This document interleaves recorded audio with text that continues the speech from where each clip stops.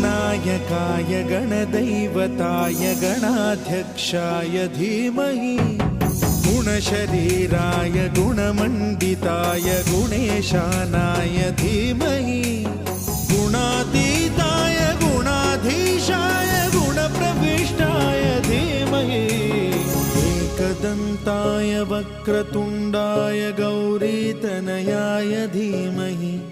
गजेशानाय भालचन्द्राय श्रीगणेशाय धीमहि